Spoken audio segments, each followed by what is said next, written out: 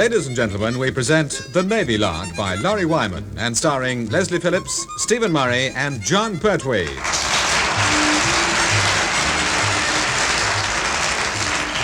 If ever there's a moment in your life when you have cause to feel utter consternation and alarm, it's when you know that your ship is going to be inspected by the top brass, particularly if your ship is Trutbridge and the inspecting officer is the Admiral Superintendent of the dockyard. Shades of Plymouth Hoe. Povey, look at the state of this deck. Hasn't been painted since Moby Dick was a tadpole. Well, gentlemen, you heard the Admiral. What's your explanation? Just fair wear and tear, actually, sir. Fair wear and tear? This deck was repainted less than a month ago. Look at it now. It's down to the bare metal. I know, sir, but we walk about a lot. What about the blasted bulkheads? Have you all been marching up and down those as well? Well, no, only in incredibly rough weather, sir. Yeah, well, you know, when we're battling against astronomically high seas. Will you be quiet, the pair of you? And you can shut your cake hole as well, Povey. This is Admiral's inspection, and I'm the Admiral, so I do the chat. Oh, yes, sir, of course, sir. My apologies, sir. I wouldn't dream of interrupting, sir. Whatever you wish... Cake hole, Povey, cake hole. Now, what's in here?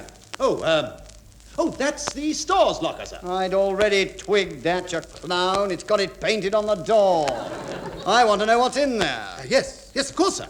All right, Chief, open it up. Yes, well, if it's, well, if it's all the same to you, sir, and it isn't to me, I'd rather not, sir. Apart from which it's locked. Yeah, but it isn't. I mean, the only thing holding it is this bolt. Yeah, very possibly, sir, but that bolt is rusted in, sir. Painted over, immovable, and can't be repaired until tomorrow.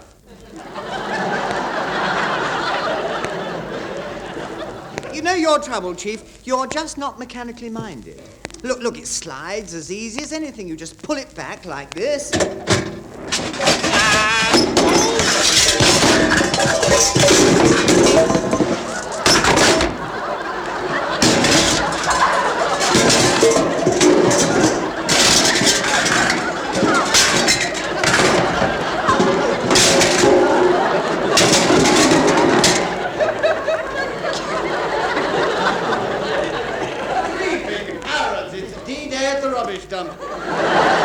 I haven't seen so much flying muck since some idiot dropped a signal rocket in me dustbin. Ooh, nasty. Chief, don't think I'm being an old nosy Parker, but where did that hideous heap of horrible come from? The Chief Petty Officer's mess, sir. Yes, we can see the empties. Where did the rest of that ghastly gash come from? Well, I'd rather not say, sir, but if you insist, it was acquired hither and thither, yonder and nigh, around and about. Oh, well, really, I can't take any more of this. Neither can I. There's a half-eaten tin of something under there that's turned a bit powerful. Shall we go, sir? I will, but you won't, Povey. You can stay here and sort this lot out. I'll come back and inspect this ship again when you've had it certified fit for human consumption. Gangway, Admiral coming through. Blast! Are you all right, sir? No, I'm not. I bent me sword. Oh, goodness. Can I straighten it out for you, sir? Not to worry. I'll shove it in me trousers press. And the wife can weld a handle on when she gets home from work. Oh, cheery bye. Oh, do get out of my way, some of you. They're open. Right. Oh, well, that's it then. Well, if you excuse me, gents, I have one or two things to do. Stay where you are, Pertwee. Stay where you are. Oh. Yes, Chief. Fancy trying to slope off and leaving all that mess on the deck. I want it all cleared up by the time I get back from my urgent appointment. And you, Mr. Phillips. And you. Excuse me, sir. Why do you keep saying everything twice? In the profound hope, Mr. Phillips, that it will penetrate both your ears. Well, in that case, I mean, you ought to say it 6 times. I mean, you can work it out for yourself. There are 3 of us here. We've got 2 ears each, and 3 times 2 are, let me see now. Don't you shut up! Would you mind saying it for the other ear now? Look, Captain Povey, you'll have to excuse him, sir. I mean, being the navigation officer, he often comes over all mathematical. No, I mean, mathematical. No, he likes doing sums. Does he? Then I'm going to set him a little problem, and you can all help to work it out. Now, how long will it take the crew of this ship to convert her from a rust-covered, rot-ridden, rubbish-filled floating eyesore into a properly painted, polished, and maintained frigate which the Admiral can inspect without turning 7 shades of shocking pink? Ah, well, that's a bit tricky, sir. You see, if X equals our complement of 14 officers and 175 ratings, and Y equals our only dustpan and brush, and given the following wind when we dump all this rubbish over the side... The answer is £3 1 and 9pence. You know, Pertwee's been done out of it. £3 1 and 9? How did you get that? Well, there's threepence back on every one of those empty bottles, sir. There's also one other slight miscalculation. We're not permitted to discharge refuse whilst in harbour. Oh, congratulations, number 1. At least one official order seems to have got through. Now, I am going to issue another one that I have just made up. I had a feeling you might. You will take your ship out of harbour, out to sea, out of sight, and if possible, out of my life. Oh, shall we be gone long? Forever, if I had my way. But you will certainly stay there until you've cleaned up your ship, until you receive further orders. Good day. And you, sir. Nice to have you aboard. Stretcher bearers! Over here with the ambulance, lads. Captain Bligh's done himself a discourteous. Oh, I see. I told them they should never have abolished keel hauling. It's a pity, you know. I think we've upset him.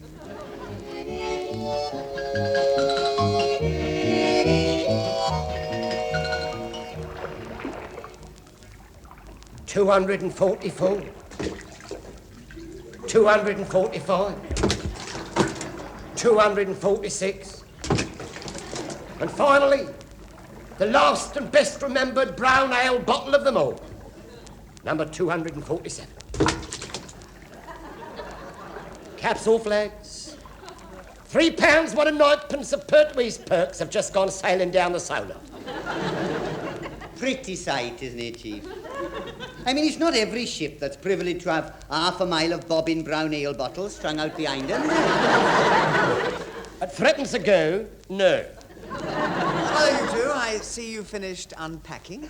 No, not quite, Mr. Phillips. There's still one other item to go over the side. What's that? Pertwee's little sailor suit. I'm turning the job in. The perks aren't what they used to was.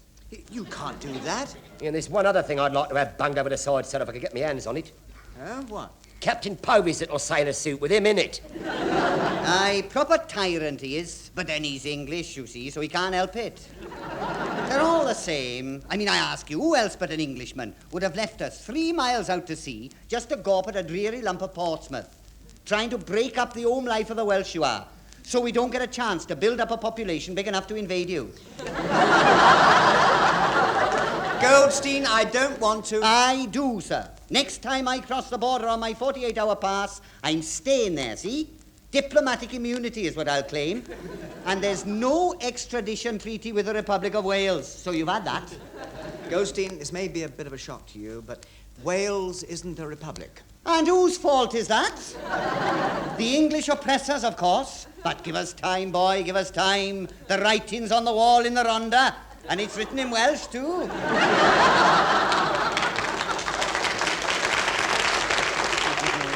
Look, why don't you belt up, you babbling old bard? Oh, well, there you are, you two. We've just had orders to get underway. Stone me, old Thunderguts has put a light in the window for us at last. Come in, Johnsy. All is forgiven. Chief. Full aid booth back to Pompey. 2 minutes shifted our sparkling brass and shiny superstructure. A pat on the head and good boys all round. Then falling short partly and here over the popple's head and who's paying for Pertwee's pint. Nobody yet a while, I'm afraid, Chief. Captain Povey's found a little job for us. On our way back to Portsmouth, we have to call in at Ryde on the Isle of Wight to pick up a passenger. Oh, aye, sir. As soon as you like, sir. And who, sir, is this passenger that we have to pick up, if I may ask? Well, if you must... No, I mean, according to Captain Povey's signal, it's a second officer, McLooty. Second officer? Second officer? He was second officer as a merchant navy rank, sir. Is it really? Yes, Mr. Phillips, it is. But don't worry about it. You can start learning merchant navy ranks when you've finally learnt all the ranks in the Royal Navy. How unkind. I know what 3 gold rings on my sleeve would mean. What? It's not my jacket.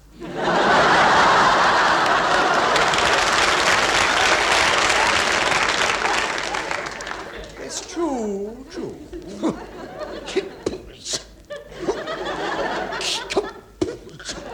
Yes, And you can stop huffing and puffing too, Pertwee.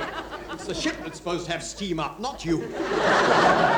Now, look, how can you remain so calm in the face of the indignity of it all, sir? HMS Trowbridge, the pride of the fleet, been used as a passenger vehicle for a common matter of the merchant marine. Oh, no, really? We'll never live it down, sir. Never live it down. Whenever we sail from here to Hong Kong, the same signal will flash up at us from every ship in the port. Taxi! Oh, nonsense. Stop arguing. I would if I were you, Chief. You're not getting anywhere. Neither are you, Mr. Phillips. So will you both get up on the bridge and get us underway? Yes, of course, sir. Have you there in a jiffy, sir?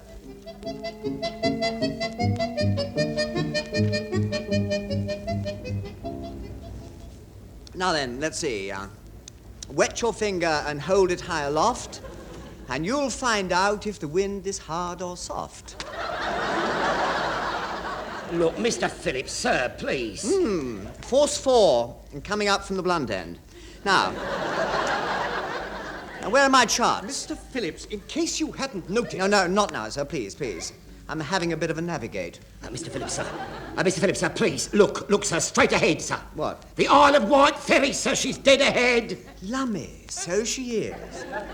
Pretty sight, isn't she? Not right in our path, she isn't. Do something. Oh, don't panic, sir, don't panic. She's bound to alter course. We've got the right of way.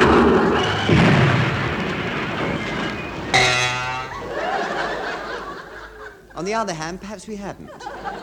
You stupid lot of fat-hatted know-nothing twits! Look what you done! You bent my ferryboat from stem to stern! Good morning, Mr. Ferryboat Man. Lovely day. Lovely day! You can take your weather report and... off out of it! What's more, you can... off out of it with your... in-ferret as well! Would you mind rehooting that? I didn't quite hear what you said. Lucky old you. You won't miss it next time. By the look of him, I think he's going to bring his message personally. In which case, sir, could we have full head both to ride and let's... off out of it ourselves? Yes, you could be right. Left hand down a bit. Left hand down a bit it is, sir. What about my ferryboat? How am I going to straighten it out, eh? Shove it in the Admiral's trouser press.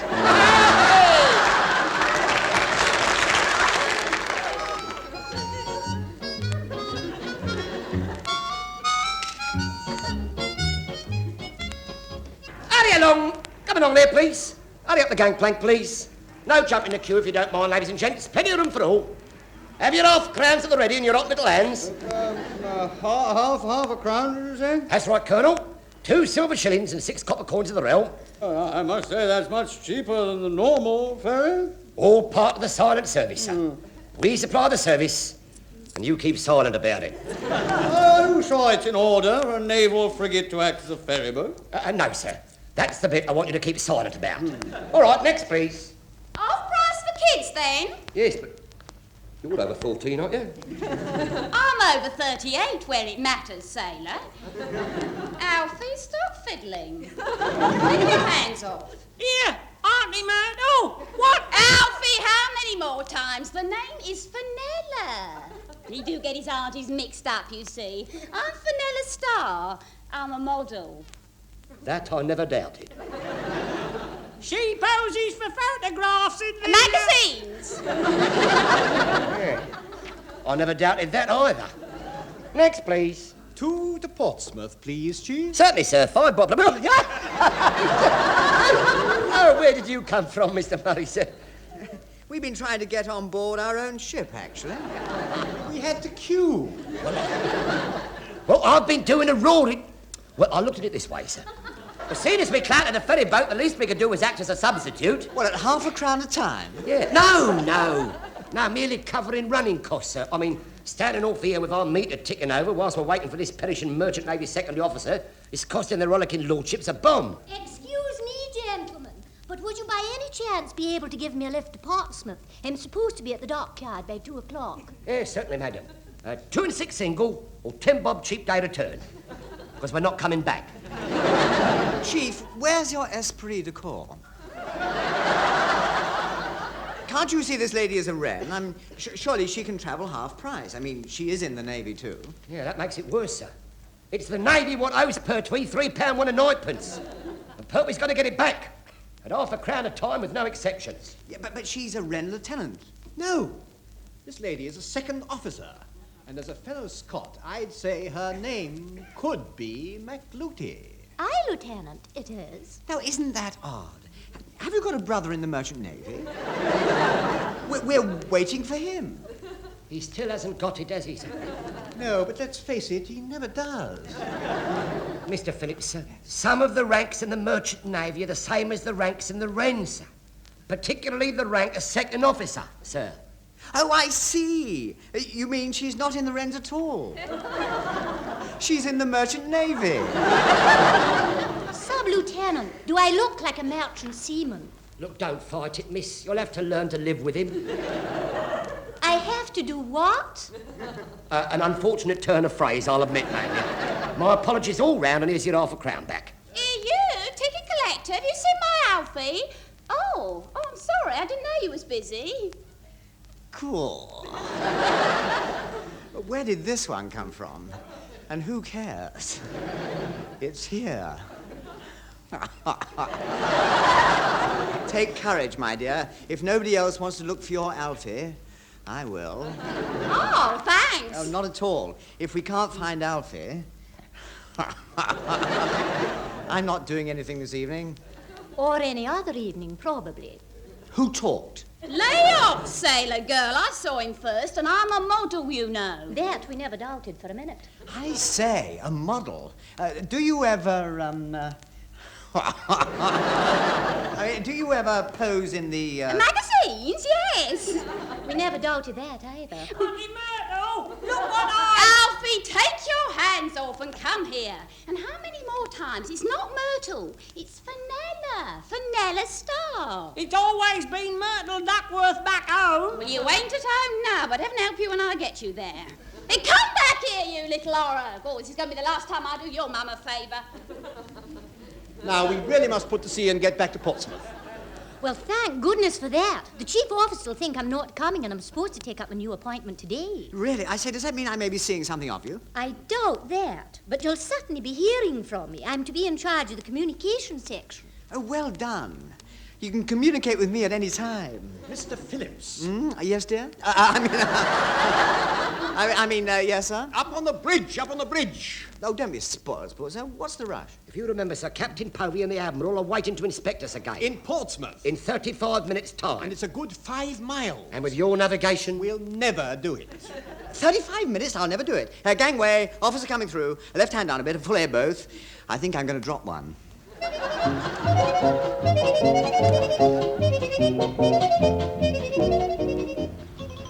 All right, Povey, where is it? You dragged me down to the dockyard halfway through me after lunch port to look at some blasted ship that's not even here yet. Ah, here she comes now, sir. Eh? Oh, Lord, it's Troutbridge, isn't it? Oh, yes, if you recall, sir, you weren't satisfied with your first inspection. All right, well, call her in and I'll take another look.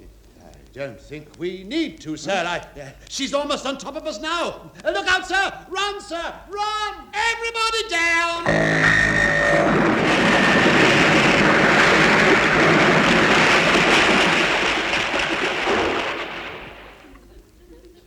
Sorry, pardon, sir. And ship ready for inspection. Good man. Right, well, come along, Povey. Jump back over that wall and let's get aboard. I only stood back to take notes. Oh, do shut up. Right, Admiral coming through. Oh, wait a minute. Who are all those idiots in civvies streaming down the after gangplank? Deserters? No, sir, they're the passengers we brought back. Passengers? What passengers? They're from the Isle of Wight, sir. We picked them up off Ryde Pier. Ride? What the blazes were you doing over there? Obeying Captain Povey's orders, sir. Well, of course, they were yours, really, Admiral. Look, I've got the signal here, sir. It says, arrange transport pier head for Second Officer McLuty, travelling from Ryde, Isle of Wight at 1300 hours. Great Hawkins sea boots. Povey, can't you read? It's as plain as a pikestaff. That means you're to send a jeep to Portsmouth Pier Head. Not this blasted frigate to the Isle of Wight and back. Oh, good grief. Yes, leave it with me, sir. I'll send a jeep right away, sir. Not now, you clown. This McLuty woman must be here already. Oh, she is actually, sir. We brought her over. Oh, good show. Now, that's what I like to see. Initiative. Pity we don't get more of it in some senior officers. Oh, now, really, sir. Alfie! Alfie, where are you, Alf? Oh, hello. Have any of you lot seen my Alfie? Blister me bulwarks. Is this her, huh? I say, we're getting a different sort of officer in the Wrens these days, aren't we? Oh, I'm not a Wren. I'm a model. That, madam, I never doubted for a minute. Do you pose for magazines? Oh, only in the... Glossy ones. And if you're looking for Alfie, he's over there. Oh, yes. Alfie, take your hands off and come here. Coming, Auntie Myrtle! Now, will you remember? Vanilla! My word, who could forget her? Right, that's it then, Povey. Ship's inspection over. But, sir... Oh, do stop waffling, Povey. If I run, I can catch her up. You, madam. Heave to, Admiral's escort coming alongside. Hoist your storm cone. Right, follow me, Lieutenant Murray, Sub-Lieutenant Phillips. I want a word with you two in my office. I had a feeling you would somehow. Yes, this way, gentlemen, this... Aye, if you must, aye, sir. Chief? Captain Povey's waiting, sir. Yeah, quite. So hurry up and hand it over. Yes, aye? The fare money. £3, whatever it was that you collected from the passengers, of course. Oh, you can't mean it, sir. Oh, I can. The cash, please. All of it. I'm going to donate it to the Disabled Ferryboat Fund. Thank you. Good afternoon, Chief. Lovely day, wasn't it? Lovely day. I'll give him a lovely day. Hello, Chiefy. What do you want, you Carnarvon clot? Oh, well, if that's the attitude, I shan't tell you about them. Let them sink, I say. Yeah, so do I. I've had all I could do. Here, Goldstein, come back here. Come here. What do you mean? Let what sink? Your ill-gotten gains, of course. I'm surprised you hadn't seen them for yourself. Look over there at the harbour entrance, sailing in line astern as proud as any armada. Hey? What? Look at that then! It's them! Hey, me empties! Oh, look, me bonny brown bottles have been following John Z home. Keep bobbing, lads. Come to Daddy. Come along. Chink, chink, chink. Threepence a time.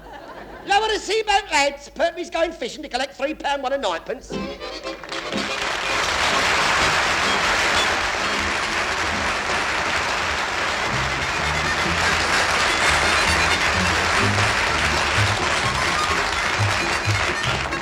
Leslie Phillips, Stephen Murray and John Pertwee had been cleaning up the Navy Lark, written by Laurie Wyman. Leslie Phillips was the sub-lieutenant, Stephen Murray was the number one, John Pertwee was the chief petty officer, Captain Povey was played by Richard Caldecott, Second Officer McLuty was Heather Chasen, Taffy Goldstein was Tenniel Evans, Alfie was Michael Bates, and Myrtle, or Fenella, was played by Amanda Murray. The show was produced for the BBC by Alistair Scott Johnston.